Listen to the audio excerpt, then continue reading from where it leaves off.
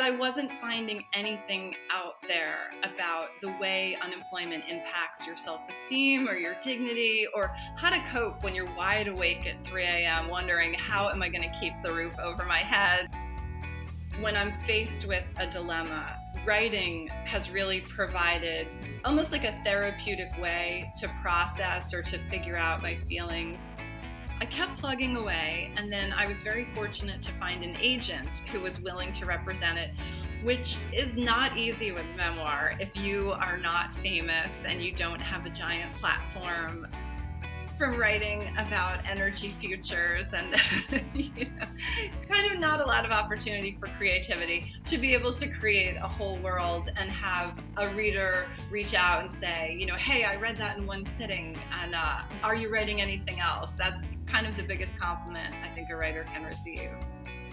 Hi, I'm Claire, founder of Creativity Found, a community for creative learners and educators, connecting adults who want to find a creative outlet with the artists and crafters who can help them do so, with workshops, courses, online events and kits. For this podcast, I chat with people who have found or refound their creativity as adults. We'll explore their childhood experiences of the arts, discuss how they came to the artistic practices they now love, and consider the barriers they may have experienced between the two. We'll also explore what it is that people value and gain from their newfound artistic pursuits, and how their creative lives enrich their practical, necessary, everyday lives. For this episode, I'm speaking with Liz Alterman, who started writing a blog when her and her husband were both made redundant. And Liz felt alone in her struggles to cope with the worries and stresses of that difficult situation. Thankfully, the writing didn't stop when Liz got back to work. In fact, she developed her repertoire, as you'll hear. Hi Liz, how are you? I'm good. Thank you so much for having me, Claire. You're very welcome. Can you start by telling me about how you tap into your creativity? Sure, I'd love to share about it. I think for me, writing has always been a channel that has helped me express not only my creativity, but also thoughts in general. I feel like if I'm having an issue or just something's bothering me that I don't quite know either how I feel about it or how to work my way through it, I think writing has provided an outlet for me, whether it's a serious topic or a humorous topic, even, not necessarily to craft a full essay or a list, but just to sit down and jot down thoughts, I think has always helped me tap into that creativity, see where I want to go next with an idea or a problem. And so I feel lucky to have that as something I can return to in good and bad times. Yeah, I resonate with that. I have a lot of notebooks around and about the place. I've started actually just drafting emails to myself when I can't find a pen or a piece of paper, or I've gotten in a terrible habit of writing things down on paper and then misplacing the paper. So Yes, I could understand that one as well. So were you encouraged in creativity when you were younger, at home, at school? some of my earliest memories are of my mom reading to me. And my mom is a great storyteller herself. She's not a writer, but in spoken word, she's very funny. And she really hones in on details that make something memorable, or she's great at creating a metaphor or a simile or something that really brings the story to life. And also she's a very curious person. So she asks a ton of questions, kind of getting that story out of friends, family, everyone. So I think that is probably where I got my love of storytelling. And then in school, I would say I was very fortunate in grade school, high school, and college to have wonderful English teachers and professors who I think fostered a love of reading and of writing. And you majored in English at college. Was there a plan behind that? For example, a career you were hoping to pursue? Well, I think I always wanted to be a writer, but it seemed almost unreachable, because I think we're always told how competitive it is and that there are these gatekeepers. You need an agent to get to a publisher. And I love the author Camille Pagan, and she'll say, 80% of people want to write a book and 1% of people actually do it. So, or like go on to see it through.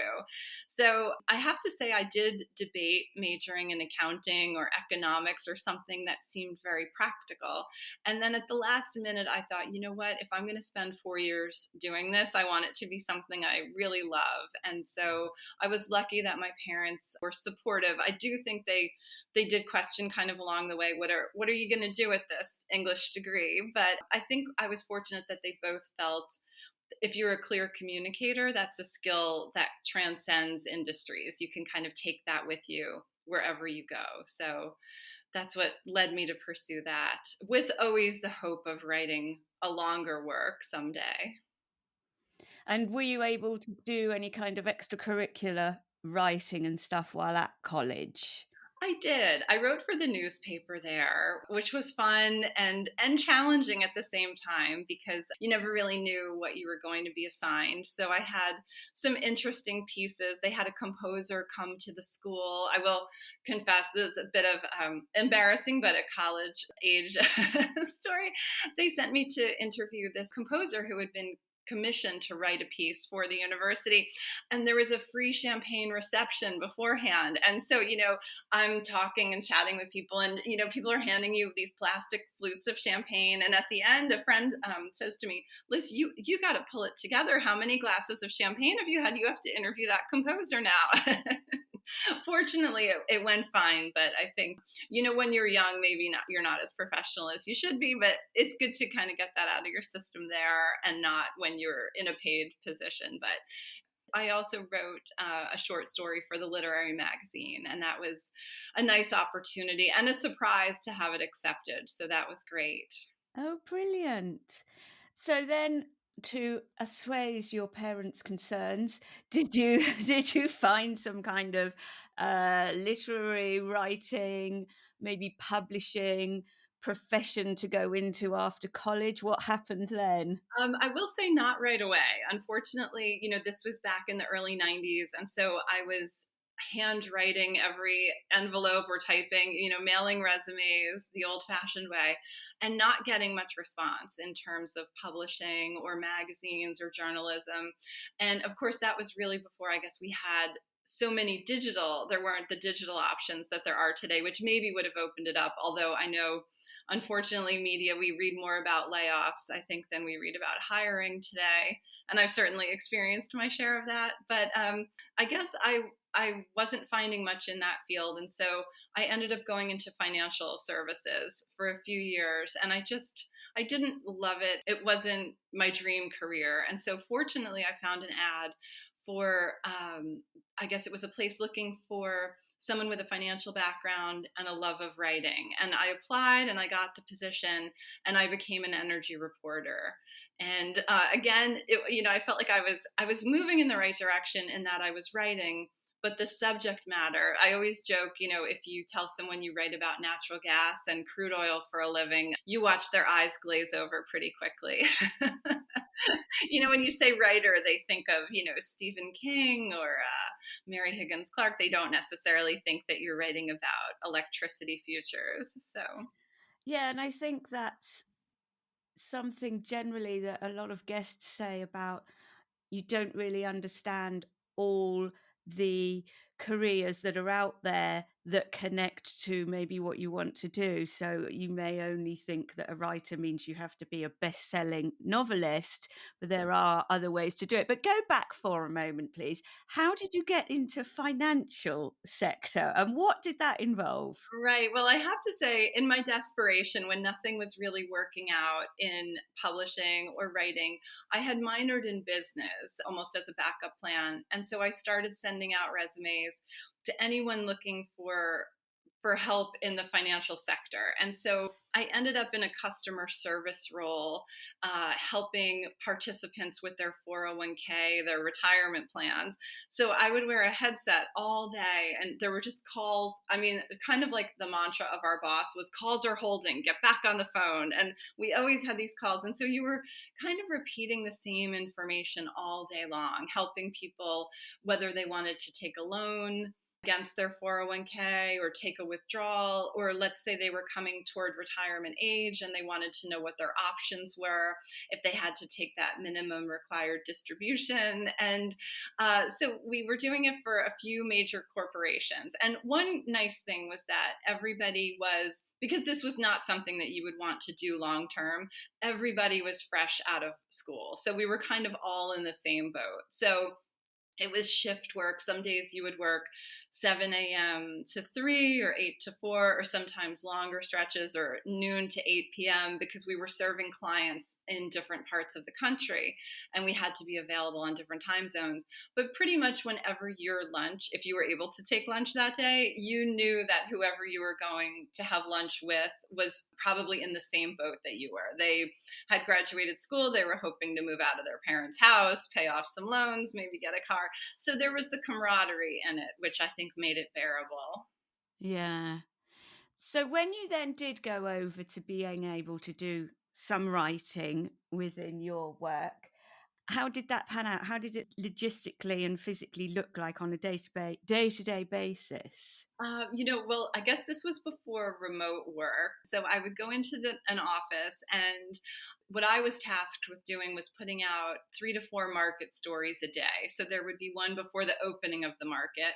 Then there would be a midday where you kind of talked about where prices were going. And a lot of it, unfortunately, there was not a lot of room for creativity here because a lot depends on supply and demand. And of course, when you're dealing with energy, the weather comes into play. So, for example, when it's hurricane season and supplies are threatened, prices are going to go up. So it sort of became almost like a Groundhog Day situation. And it was funny, I had come from this very hectic pace in the financial world. And when I entered this new reporter job, the gentleman who trained me was lovely, but once we did the first story, I would say to him, okay, now what do we do? What do we do next? What happens next? And he would say, we get a cup of coffee, we scroll around, and we wait a couple of hours till our next story is due. And I thought, on one hand, it was refreshing because there wasn't this terrible pressure of, calls are holding, get back on the phone. But then there was also the like, wow, what do I do now? And it was definitely a big shift for me there. Yeah, so it's very reactive then. Exactly, right. You make a few calls and you see who you can get, from people who are actually, sort of boots on the ground doing that trading, and they'll tell you what they're seeing and what they're expecting going forward, but not much room for creativity. Maybe you could use, I worked with a woman who really went out of her way to try to use powerful verbs. She would say, prices are plummeting or surging. And that was about the extent of what we could do there. Oh, how funny. Did things change when you had children? They did. Yes. Thanks for asking. So that's why I bring up, unfortunately, there was really no remote work at the time. And so when I had my first son, I wanted to still kind of keep a hand in and work. And it wasn't possible. I was told if you worked part-time or if you worked from home, we would have to extend that to everyone. And we're not going to do that. And so I thought about it, and I guess I was working like 11 to 12-hour days if you added the commute and the pickup and drop off of my baby. So I decided to stay home. And it was a scary decision, I think, because I think definitely as a woman, when you leave the workforce, you wonder, how's that going to go? How am I going to explain the gap in my resume? And what am I going to do next? So, it was a little frightening, but I wanted to do it, and I wanted to see what else was out there. And so from there, I started trying my hand at freelancing. I wrote some parenting essays, and then eventually I got into writing pieces for a local paper. And then that led to writing for more national publications. So I felt like it was a bit of a gradual move toward what I really wanted to do. Yeah, I see what you mean. It's little and it's going in the right direction and still writing smaller pieces, but presumably building up a bit. Something also changed when you started writing your blog. Yeah, so what happened was I moved from freelancing. I ended up freelancing a lot for this local online news service. And then I was hired in a full time capacity. And so initially, when I started out, it was great. I had freelancers working for me. I had a bit of a budget so that I could send them out to cover interesting pieces. And then over time, that budget got slashed, and I sort of became a one man band. And it was rough, but and we knew the handwriting was on the wall in terms of where this company was headed. So I was laid off, and this was in 2014. And as if that wasn't frightening enough, what made it worse was my husband had been let go 6 weeks earlier. And so here we were with a mortgage and three children and no paychecks, coming in. And so I decided to start a blog because I just felt like, how could this really be happening? And how are we going to catapult ourselves out of it? And for me, when I'm faced with a dilemma, writing has really provided almost like a therapeutic way to process or to figure out my feelings. And this blog I felt like was, and I always am paraphrasing Toni Morrison, who says, if you can't find a book you want to read, write it. And so I felt like this blog was what I wanted to read, because my husband and I, while we're job hunting, we could find all of these articles about, tips to improve your resume or strategies for writing the perfect cover letter that will get the hiring manager to sit up and take notice. But I wasn't finding anything out there about the way unemployment impacts your self-esteem or your dignity, or how to cope when you're wide awake at 3 a.m. wondering, how am I going to keep the roof over my head or get my kids new sneakers, or what about that orthodontist bill that I know is coming?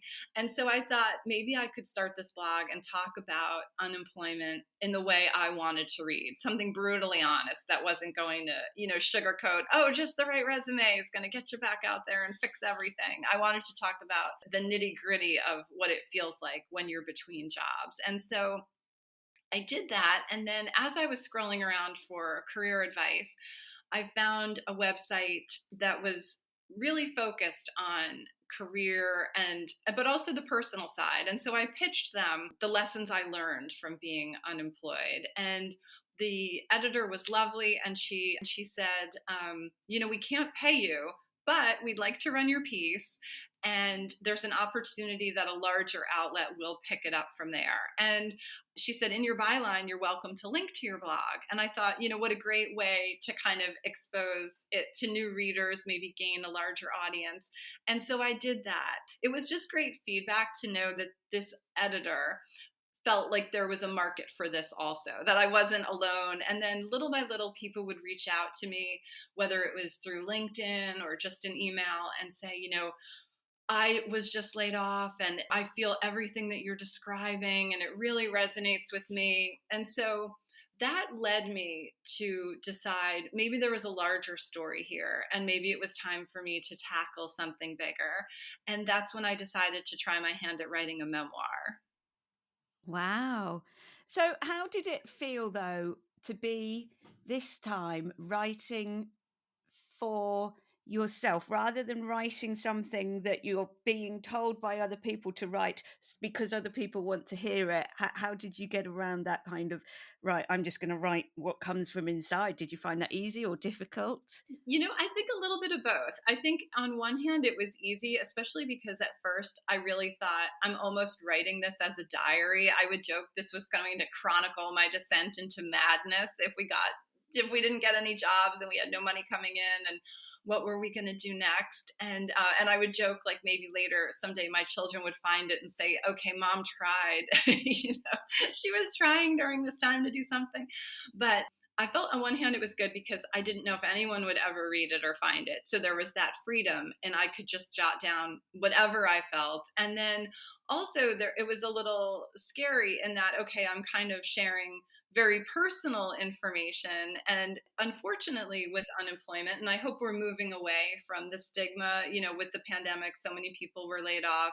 But I think initially when it happened to us, there's this feeling of I'm not good enough or what's wrong with me. And both my husband and I were let go in larger rounds. We weren't the only people who were let go. He was let go in a round of about 50 people, and I was let go in a round of about 250. I don't want to say there's comfort in those numbers, but it wasn't like you were singled out and you did something terrible.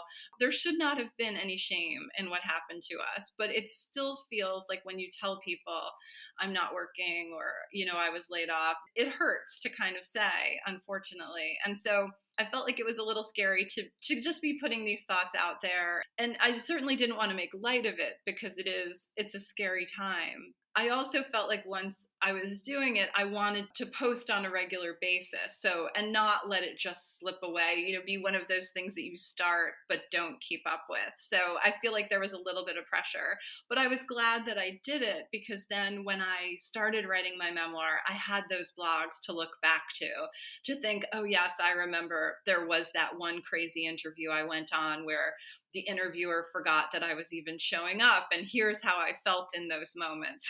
So.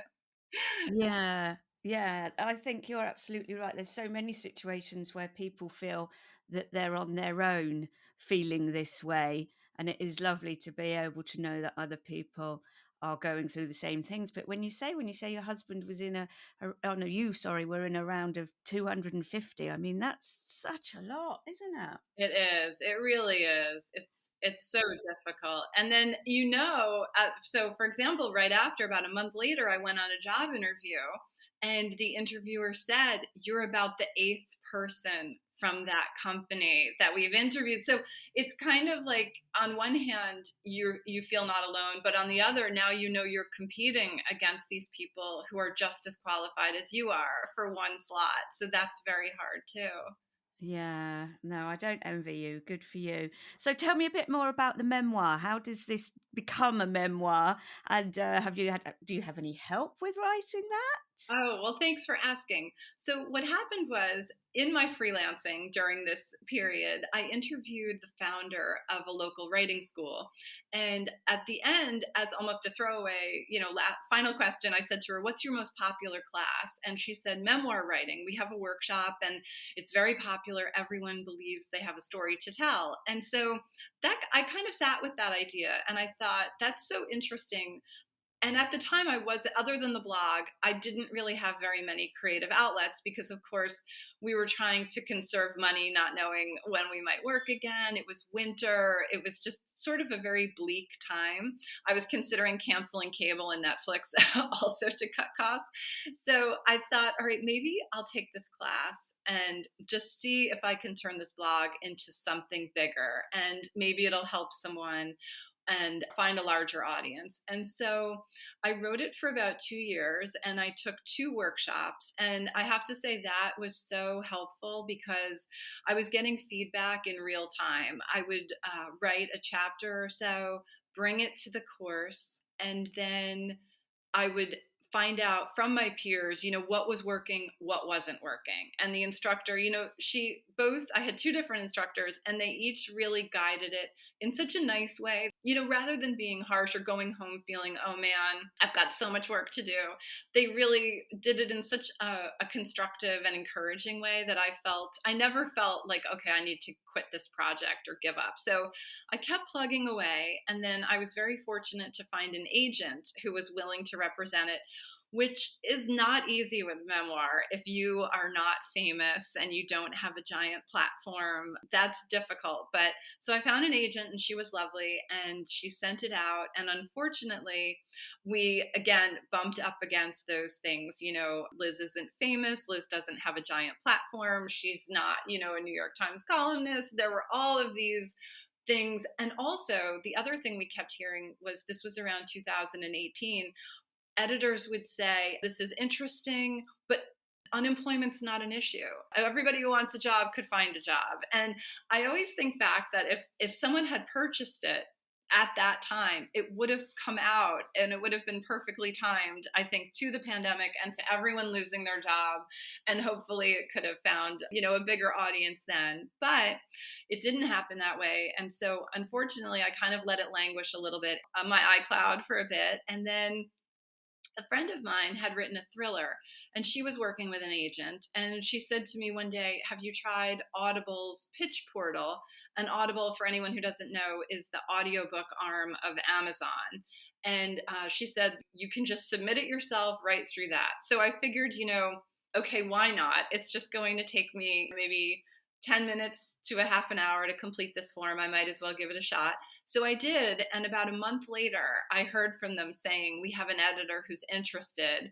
Is this still available? And would you meet with her and chat with her? And I joke, I had to reread that email probably a dozen times, thinking this has to be one of my kids pranking me, trying to boost my spirit. Don't give up, Mom.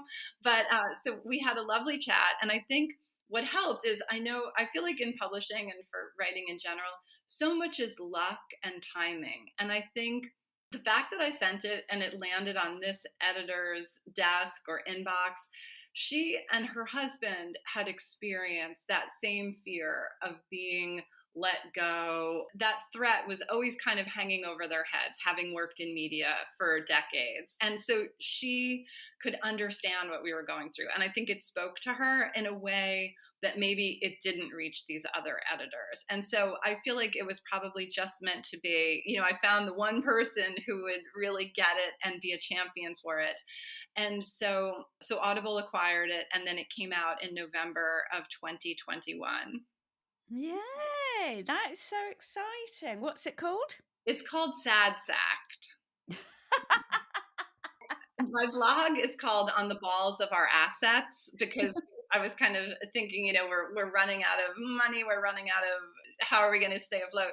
And that was how I submitted it. And then the editor came back to me and said, we don't love balls or assets in the title. So we went back and forth. And it was funny because I felt like I had spent so many years on this book. And when they came to me and said, can you send us a list of like 5 to 8 alternative titles? I felt as if I should have had that ready at my fingertips. And I was scrambling. I would ask anyone I knew, okay, what do you think about? Do you have anything for me? But so I was happy that we landed on Sad Sacked. Yeah, I think that's hilarious. You've also written some thrillers, quite different from a memoir. Tell me about those and why, or how you came to choose that genre. Oh, sure. Thanks for asking. Well, after the memoir, that was kind of, as I said, just kind of sitting in my cloud, not going anywhere. And I had an idea for a young adult thriller.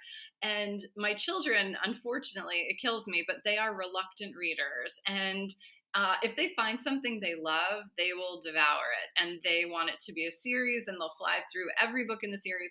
But if I'm bringing in something new, or they haven't heard of it, or it hasn't been vetted by a friend, they're very reluctant to try it.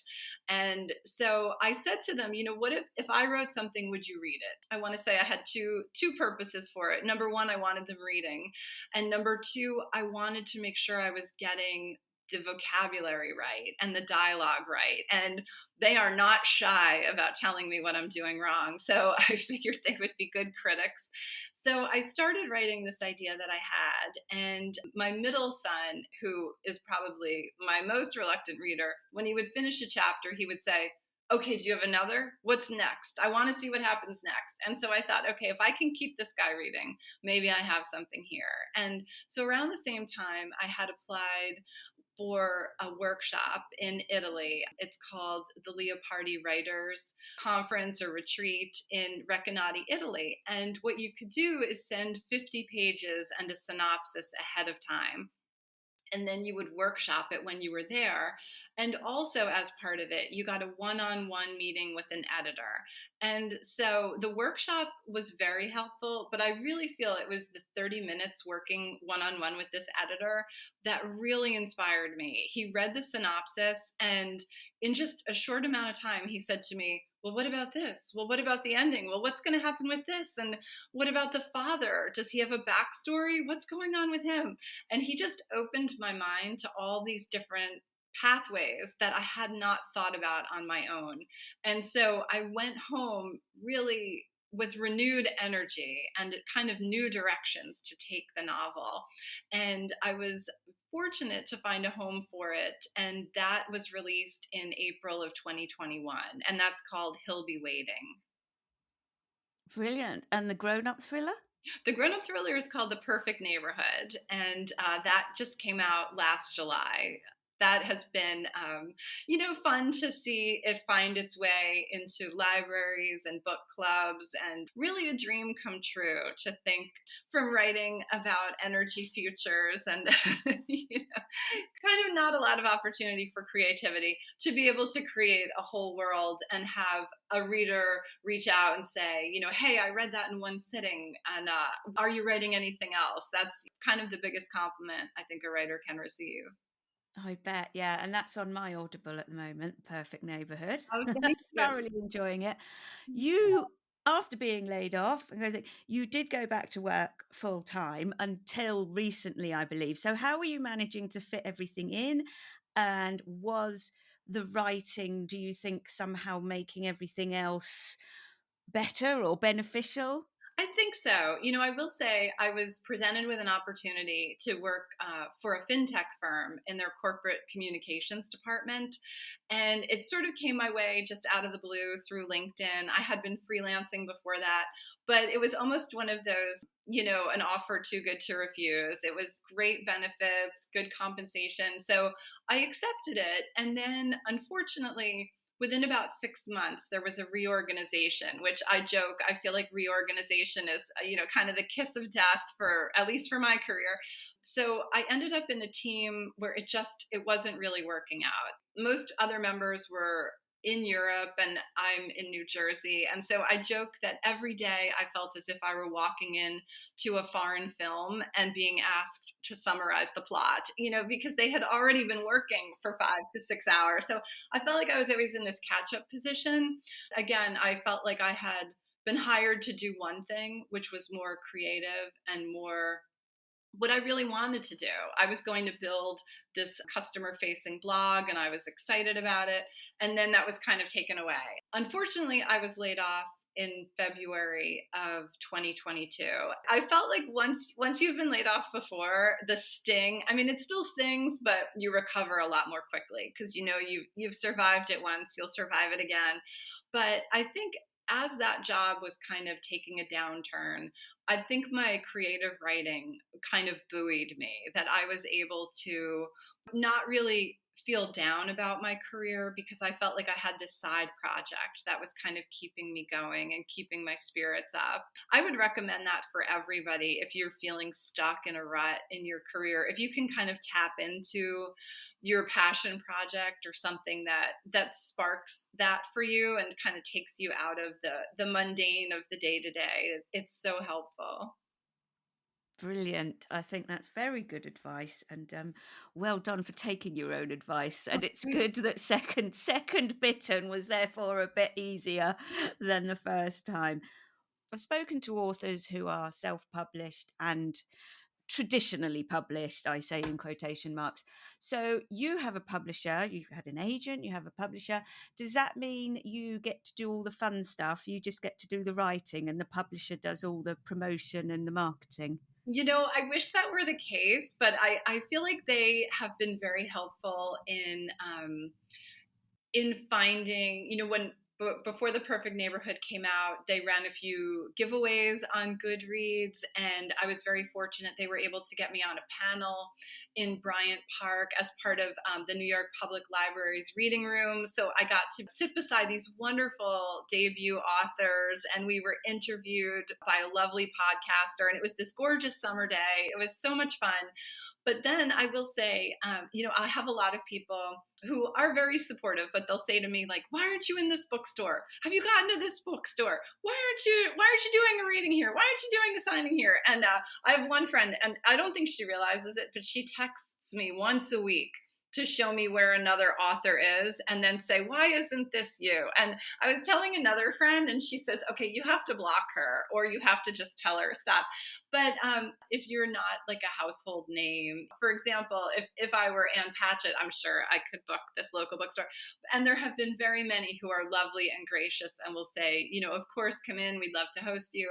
But there are others who'll say, well, can you bring 10 to 12 people with you? And I'll say, I've kind of already put the hit on many people to come, and they've been supportive. I can't keep dragging the same people out to see me over and over again.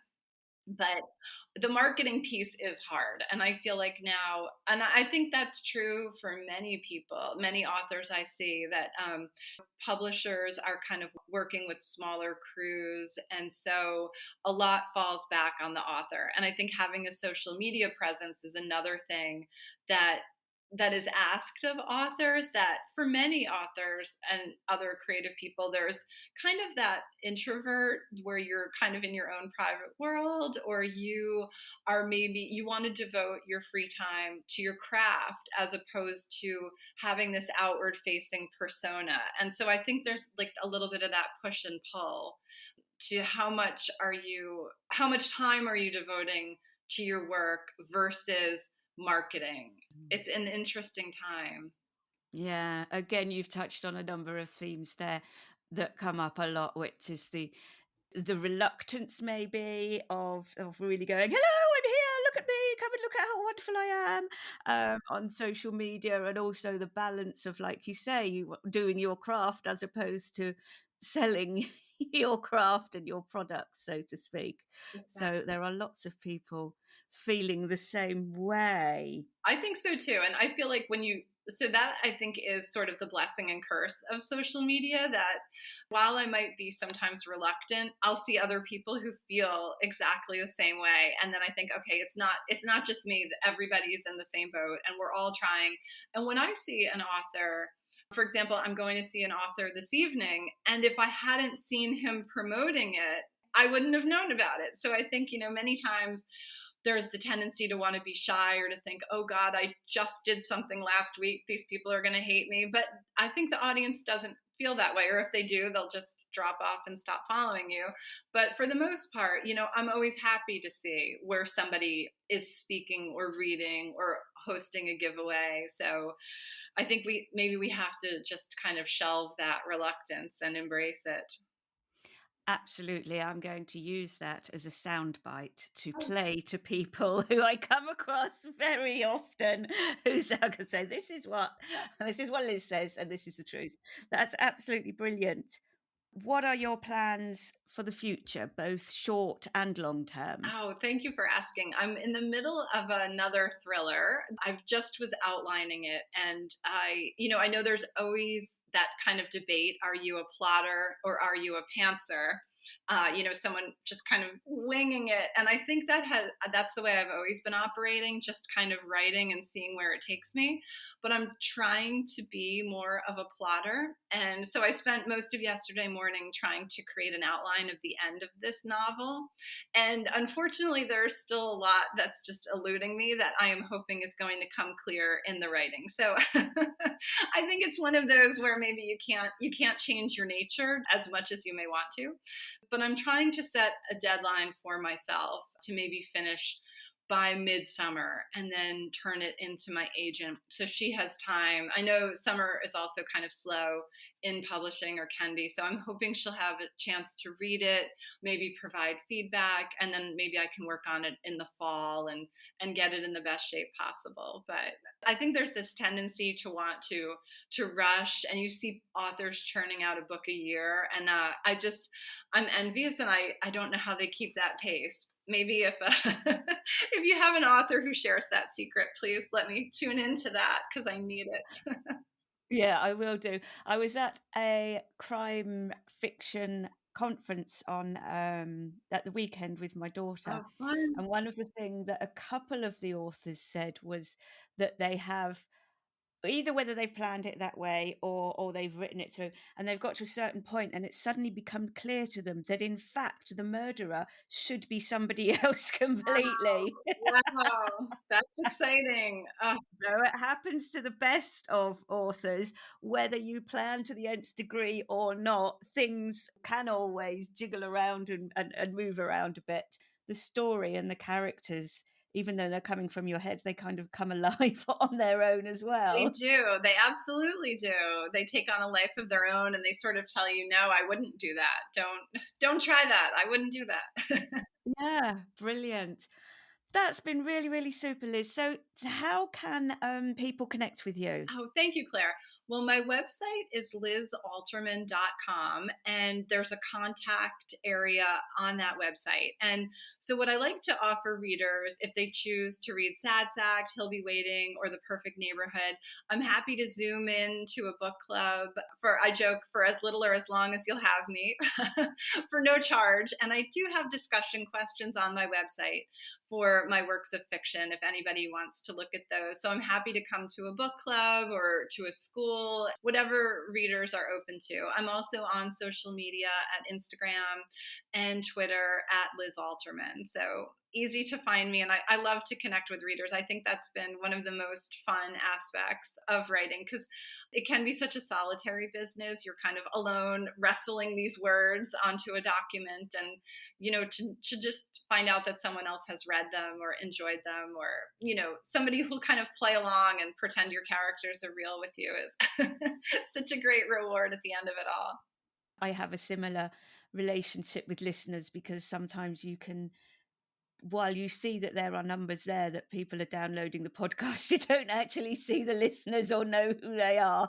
And sometimes someone will say, "Oh, I love your podcast." Like, oh, there's a real person. Right. It is super to connect, isn't it? Brilliant. That has been absolutely super, Liz. Thank you so much for talking to me today. Thank you. This was so much fun. Thanks so much for listening to Creativity Found. If your podcast app has the facility, please leave a rating and review to help other people find us. On Instagram and Facebook, follow @Creativity Found Podcast, and on Pinterest, look for @Creativity Found. And finally, don't forget to check out creativityfound.co.uk, the website connecting adults who want to find a creative outlet with the artists and crafters who can help them tap into their creativity.